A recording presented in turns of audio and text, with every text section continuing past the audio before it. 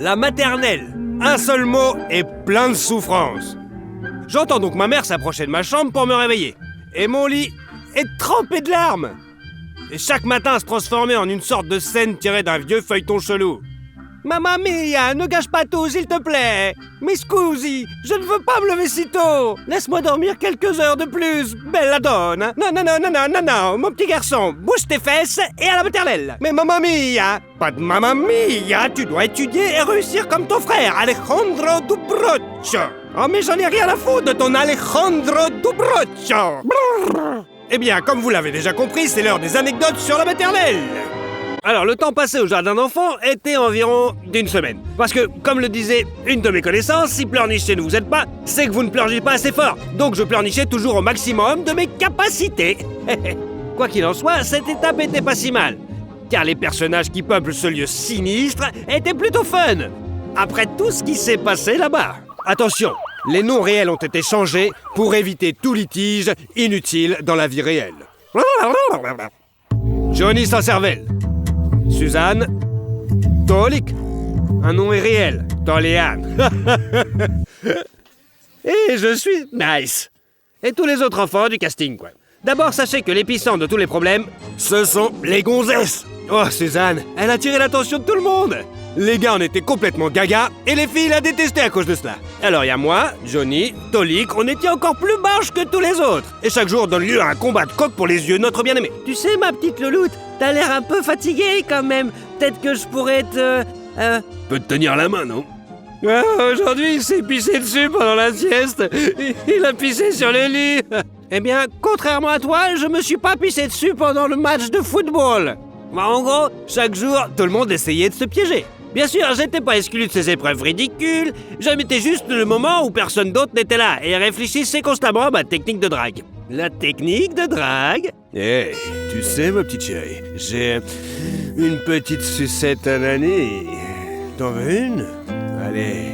Oh, bien sûr que oui.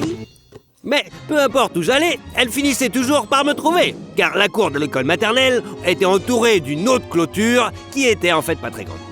D'ailleurs, le même Tolik n'a rien fait du tout pour attirer son attention. Tolik était déjà aimé de tous. Son charme, son élégance et son style étaient toujours gonflés à bloc. Et moi aussi, je l'aimais bien. C'était un bon gars.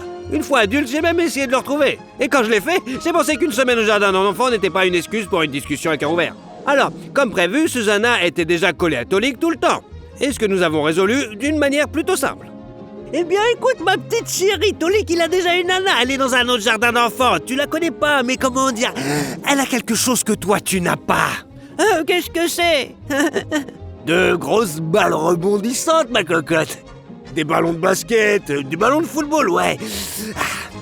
En gros, ma petite cocotte, il m'a dit d'aller te faire foutre, donc bon.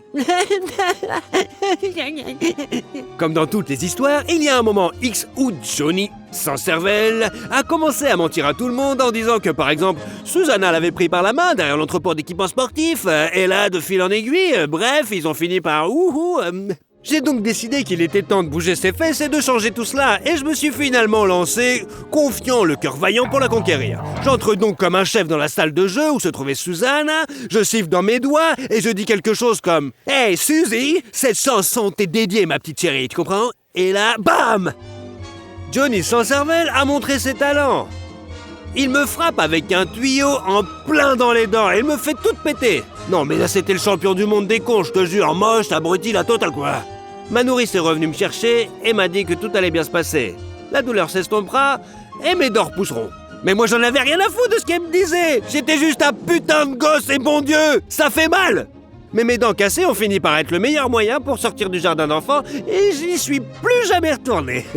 En fait, si ce n'était pas arrivé et si mes dents n'avaient pas été cassées, je serais allé à l'école maternelle comme tous les autres enfants. Et la seule chose dont je me serais probablement souvenu de cette époque, c'est qu'il y avait un jardin d'enfants et que j'y étais. Fin. Et chaque jour, quand je quitte la maison, je passe devant mon jardin d'enfants et je me rappelle à quel point Johnny était qu'un bouffon de service, bon Dieu de moi.